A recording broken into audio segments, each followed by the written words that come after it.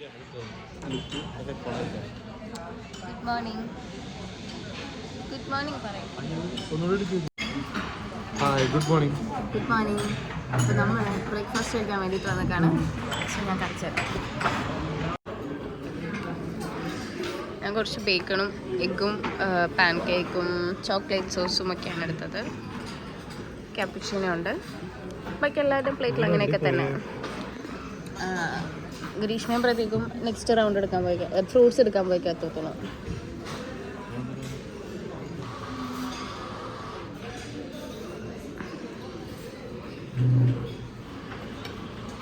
There come they are.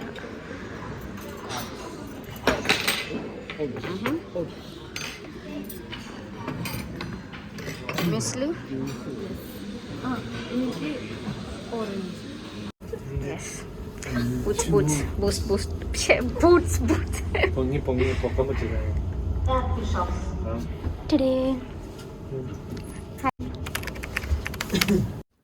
അങ്ങനെ ഇന്ന് നമ്മൾ വന്നിട്ട് ഓസ്ട്രിയയിലത്തെ സെക്കൻഡ് ഡേ ആണ്. പക്ഷെ ഞങ്ങൾ ഇന്ന് പുറത്തിറങ്ങിയപ്പോഴേക്കും അത്യാവശ്യം മഴയൊക്കെ പെയ്യുന്നുണ്ടായിരുന്നു. മാലയിട്ടിട്ട് കാര്യമില്ല, ആരും കാണൂല. കമ്മലിട്ടതേ ഇന്ന് നമ്മളെങ്ങോട്ട് പോണേ? ഇടയ്ക്കൊന്ന് മഴയത്ത് എന്ത് ചെയ്യാ തീരുമാനിച്ചിട്ടില്ല. പോണ വഴിയെ കാണാം. അത് ഇൻഡോർ പരിപാടിയാണ്. ഇന്ന് ഇൻഡോർ എന്തെങ്കിലും നടക്കുള്ളൂ, കാരണം ചെറുതായിട്ട് മഴ പെയ്യുന്നുണ്ട്. പിന്നെ ഇന്ന് ഫോർകാസ്റ്റും മഴയാണല്ലേ. ശരിയാ. ഇന്നലെ ഭയങ്കര കാറ്റായിരുന്നു.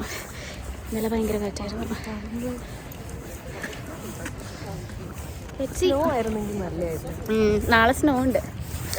എന്താണ് ഫോർകാസ്റ്റ്?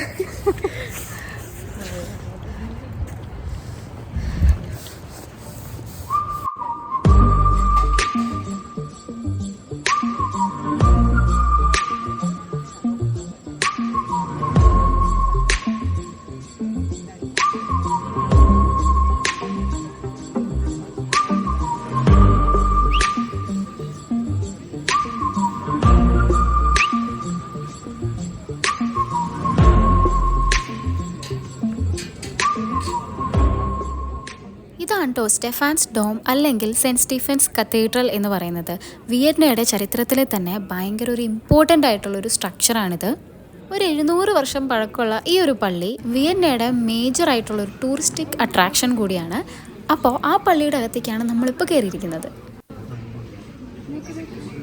ഹാരി പോട്ടറിലെ ഹോഗ്വാർട്സ് പോലില്ലേ, ശരിയാണോ? അങ്ങനത്തെ ഒരു എഫക്റ്റ്.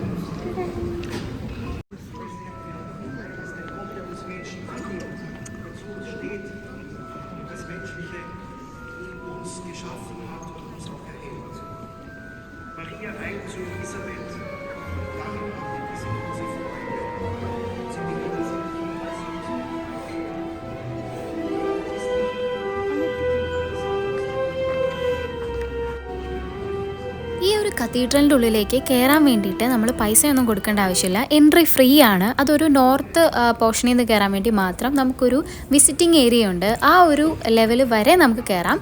പിന്നെ അതിനകത്തേക്ക് കയറണമെങ്കിൽ എൻട്രി ഫീ വേറെ കൊടുക്കേണ്ടി വരും. ഞങ്ങളവിടെ ചെന്നപ്പം ഹോളി മാസ് നടക്കുന്ന ടൈമായിരുന്നു, അതായത് കുർബാനയാട്ടോ.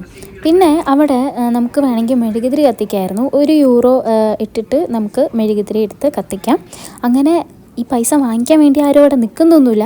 പക്ഷെ അത് നമ്മുടെ ഒരു വിശ്വാസത്തിൻ്റെ പുറത്താണ് അവരങ്ങനെ ചെയ്തിരിക്കുന്നത്.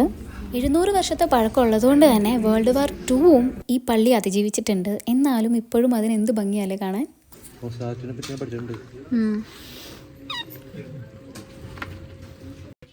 മൊസാട്ട് എന്ന മ്യൂസീഷ്യനെ പറ്റി നിങ്ങളും കേട്ടിട്ടുണ്ടാവും അല്ലേ.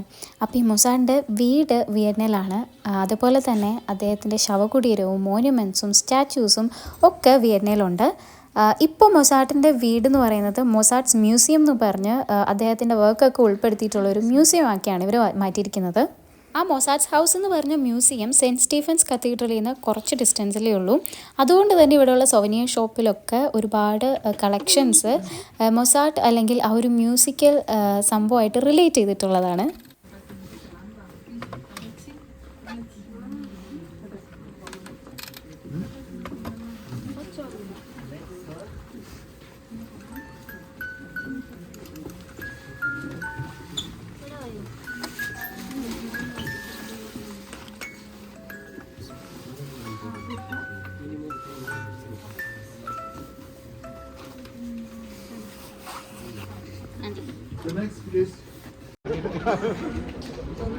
ഇവിടെ മൊത്തം കഞ്ചാവിന്റെ കടകളാട്ടോ. അവിടെ എന്താ കിട്ടാ? ചോക്ലേറ്റാ? സ്നാക്സും സ്വീറ്റ്സ് ഒക്കെ കഞ്ചാവായിരിക്കോ? യാ, സോ വീടിന്റെ കഞ്ചാവ്, സ്നാക്സ്, ഡെസേർട്സ് ഒക്കെയാണ് അതിൻ്റെ ഉള്ളിൽ കിട്ടുക.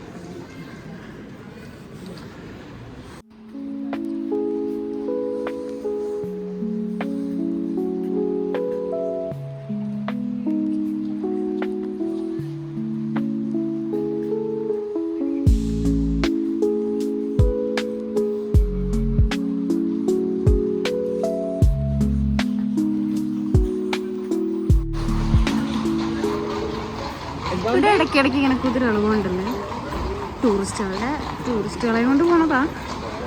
ഒരു ടൂറിസ്റ്റിക് അട്രാക്ഷൻ ആണ്.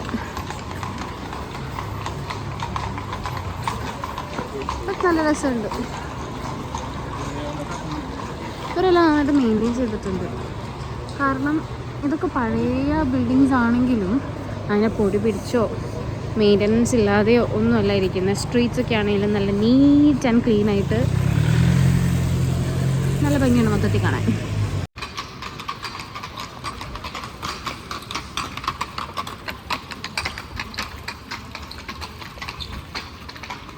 കേറണോ? വേസ്റ്റ് ഓഫ് മണി അല്ലേ?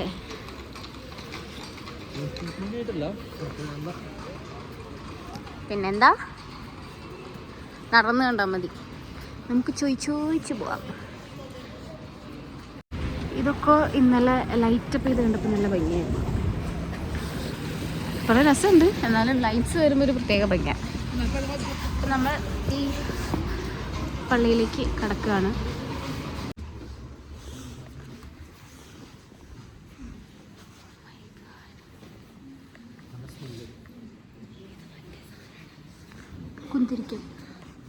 കുന്തിരിക്കത്തിൻ്റെ മണം.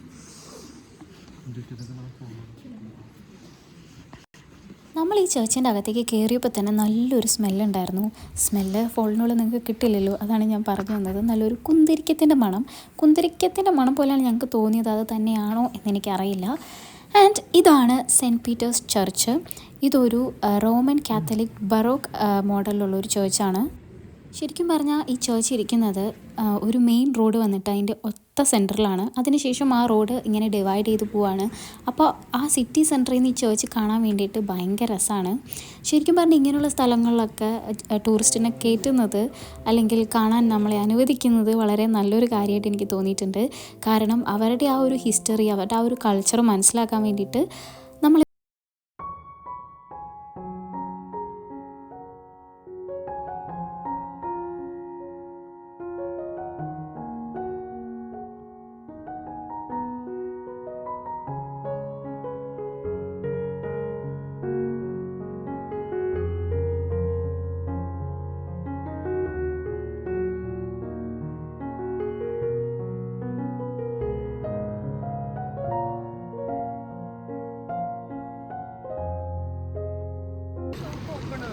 Long ചാമ്പിൻ്റെ shop. ലൂയി വിറ്റോൺ നോക്ക്. പോണോ? അതൊക്കെ ക്ലോസ്ഡ് ആണ്. അതെയോ? അത് നോക്കണമല്ലോ. അല്ലേ? ഓ ശരിയാ. ഒന്നുകൂടി വരേണ്ടി വരും.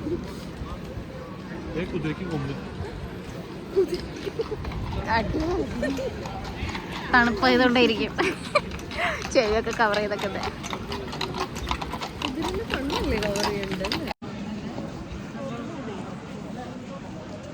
എല്ലാവരും കുറച്ച് മഞ്ഞച്ചിരിക്കുന്നുണ്ടോ?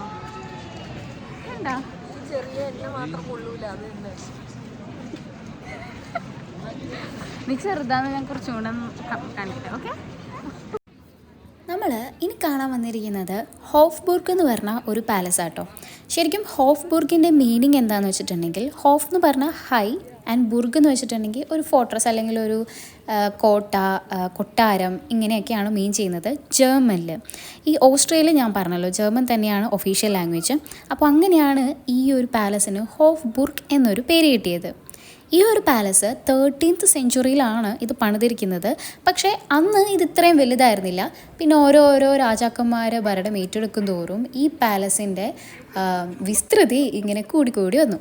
ഇപ്പോൾ ഈ കൊട്ടാര സമുച്ചയത്തിൽ 2600ഓളം റൂംസ് ഉണ്ട്. അതുപോലെ തന്നെ 5000 ആൾക്കാർ ഇവിടെ ജീവിക്കുകയും വർക്ക് ചെയ്യുകയും ഒക്കെ ചെയ്യുന്നുണ്ട്.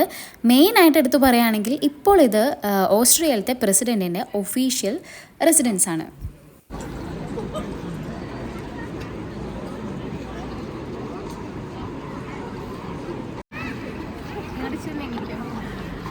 രണ്ടായിരം വർഷം പഴക്കമുള്ള ഒരു ബിൽഡിങ്ങിൻ്റെ അവശിഷ്ടങ്ങളാണ് നമ്മളിപ്പോൾ കണ്ടത്. ഇത് യുനെസ്കോ വേൾഡ് ഹെറിറ്റേജ് ലിസ്റ്റിലുള്ളതാണ്. ഇതിനകത്ത് പറയുന്നത് ഇത് റോമൻ എംപയറിൻ്റെ കാലത്തുള്ളതാണ്. അതുപോലെ ഇതിനകത്ത് പറയുന്നത് ഇപ്പം ഈ കാണുന്നത് ഒരു അപ്പാർട്ട്മെൻറ്റ് 19th സെഞ്ച്വറിയിലുണ്ടായിരുന്ന ഒരു അപ്പാർട്ട്മെൻറ്റ് ബിൽഡിങ്ങിൻ്റെ ഫൗണ്ടേഷനാണ്. ഇപ്പം ഇത്രയൊക്കെ ഉള്ളൂ ഇവിടെ കണ്ടെത്തിയിട്ട് നമുക്ക് കാണാൻ വേണ്ടിയിട്ട് അവർ വെച്ചിരിക്കുന്നത്.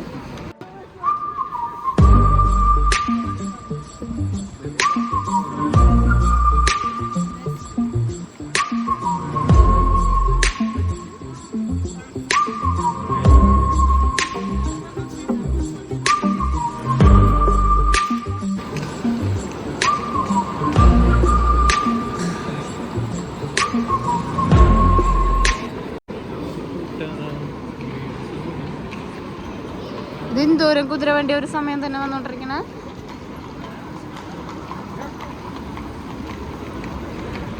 ഇവിടുത്തെ ഓട്ടോ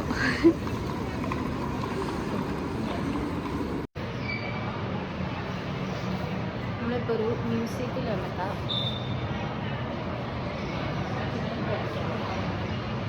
ഹോഴ്സ് റൈഡിങ്ങിൻ്റെ ഒക്കെ ആയിട്ടുള്ള ഈ കുതിരകളെയൊക്കെ ഇഷ്ടപ്പെടുന്ന ആൾക്കാർ അല്ലെങ്കിൽ ഹോഴ്സ് റൈഡിങ്ങിനെയൊക്കെ ഇൻട്രസ്റ്റ് ഉള്ള ആൾക്കാർക്ക് ഇവിടെ വന്നു കഴിഞ്ഞിട്ടുണ്ടെങ്കിൽ അതിന് പറ്റിയൊരു മ്യൂസിയം ഉണ്ടായിരുന്നു. അതിലാണ് നമ്മൾ കുറച്ച് മുന്നേ കയറിയത്. അപ്പോൾ വിയറ്റ്നാമിൽ എന്തൊക്കെയാണ് കാണാനുള്ളത് എന്ന് വെച്ചിട്ടുണ്ടെങ്കിൽ നമ്മളിപ്പോൾ ഇത്ര നേരം നോക്കിയിട്ട് പാലസ്, അതേപോലെ മ്യൂസിയംസ്, ഇങ്ങനെയുള്ള സംഭവങ്ങളൊക്കെയാണ് കൂടുതലായിട്ടുള്ളത്. പിന്നെ ഫണ്ണായിട്ടുള്ള ആക്ടിവിറ്റീസ് നമ്മൾ ഇന്നലെ പോയില്ലേ, ആ ഒരു ചെറിയ പാർക്ക് പോലത്തെ റൈഡ്സ് പോലത്തെ സംഭവമൊക്കെ, അതൊക്കെ അടിപൊളിയായിരുന്നു. ആൻഡ് ഇവിടെ ഒരു പള്ളി കാണുന്നുണ്ട്. അതേപോലെ ഇവിടെ വീണ്ടും ഒരു മ്യൂസിയമാണ്. ഇവിടെ മ്യൂസിയംസും പാലസുകളാണ് മൊത്തത്തിൽ കൂടുതൽ. ഇവിടെ ഒരു ട്വിൻ ടവർ പോലെ ഉണ്ട്, അത് നല്ല രസമുണ്ട്, രണ്ടും ഐഡൻറ്റിക്കലായിട്ട്. സോ ഇതൊക്കെയാണ്. ആൻഡ് ഇന്ന് വെതർ അത്ര സെറ്റപ്പില്ല, കുറച്ചൊരു മൂടിയായിട്ടുള്ളൊരു അറ്റ്മോസ്ഫിയറാണ്. അതുകൊണ്ട് എത്രത്തോളം നല്ലതാവും എന്ന് എനിക്കറിയില്ല. മെയിനായിട്ട് നമ്മുടെ അട്രാക്ഷൻ ക്രിസ്മസ് മാർക്കറ്റാണ്. നമ്മൾക്ക് അടിപൊളിയായിട്ട് ഒരു മഴ കിട്ടിയോണ്ട് നമ്മൾ വിചാരിച്ചു എന്തെങ്കിലും ഇൻഡോർ പരിപാടിയിലേക്ക് പോകാമെന്ന്. അങ്ങനെ നമ്മൾ എത്തിയിരിക്കുന്നത് ഒരു ബോളിംഗ് സെൻറ്ററിലാണ്. ഈ ബോളിംഗ് ഞാൻ ആദ്യമായിട്ട് ചെയ്യാൻ പോകുന്നതാണ്. ഇവർ 3 പേരും ചെയ്തിട്ടുണ്ട് എന്നാണ് പറഞ്ഞത്. പ്രത്യേകിച്ച് ഗ്രീഷ്മയും പ്രതീകും നന്നായിട്ട് ചെയ്തിട്ടുണ്ട്. അപ്പം അവരാണ് ഇന്നത്തെ നമ്മുടെ മെൻറ്റേഴ്സ്.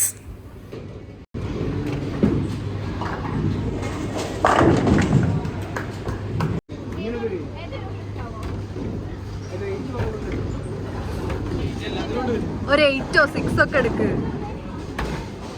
ചെറിയത് ദാ ഇവിടെ ഇങ്ങനെ. അവിടെ 10 വേണ്ടത് 8 അത് മതി. ഓടി ഒന്ന് ആഞ്ഞ് ശക്തിയിൽ കുറച്ച് ബാക്കോട്ട് പോയിട്ട് ആഞ്ഞ് ഇങ്ങനെ എടുക്കും.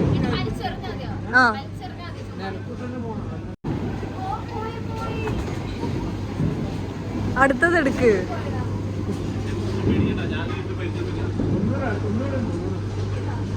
പത്തോ നിനക്ക് എടുക്കാൻ പറ്റുമോ നോക്ക്. കൈ വേദനിക്കുവേ. അതെടുത്തോ.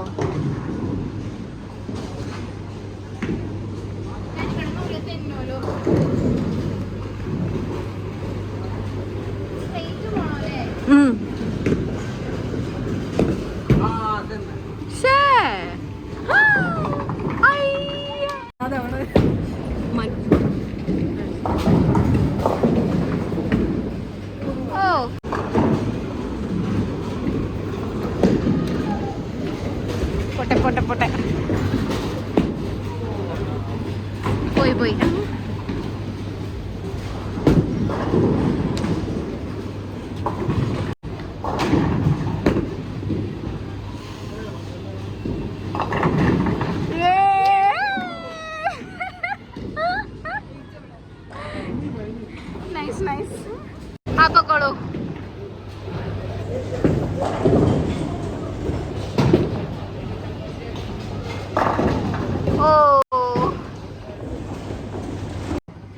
ആദ്യമൊക്കെ പാളിപ്പോയെങ്കിലും പിന്നീട് നമ്മൾ കളിയൊക്കെ പഠിച്ചെടുത്തു. നല്ല രസമായിരുന്നു കേട്ടോ. കംപ്ലീറ്റ് ആയിട്ട് ആ ഒരു മൊമെൻറ്റ്സൊക്കെ നല്ല ഫണ്ണായിരുന്നു. അതേപോലെ ഈ ഒരു ഡിസിഷൻ ഞങ്ങൾക്ക് ഭയങ്കര വേർത്തായിട്ടാണ് തോന്നിയത്. കാരണം ഇവിടെ കുറേ നമ്മൾ ഫുൾ ഇൻവോൾവ് ആയിട്ട് ചെയ്യുന്ന ആക്ടിവിറ്റീസ് ആണല്ലോ. കണ്ടില്ലേ, പിള്ളേരൊക്കെ ഇവിടെ കിടിലം കളിയാട്ടോ. പിന്നെ ഈ ബോളിംഗ് മാത്രമല്ല, ഇങ്ങനെയുള്ള വേറെ കുറേ ഗെയിംസും കൂടെ ഇതിനകത്തുണ്ട്.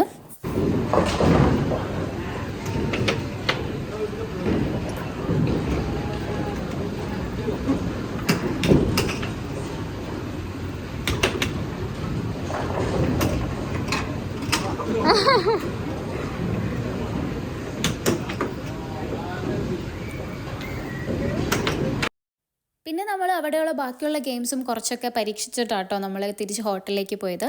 അപ്പോൾ ഇന്നത്തെ വ്ളോഗ് അല്ലെങ്കിൽ ഇന്നത്തെ ഡേ ഇത്രയേ ഉള്ളൂ. ഇനി അടുത്ത ഡേയിൽ കാണാം, ഓസ്ട്രേലിയയിൽ വെച്ച് തന്നെ. അപ്പോൾ അതുവരേക്കും ച്യൂസ്.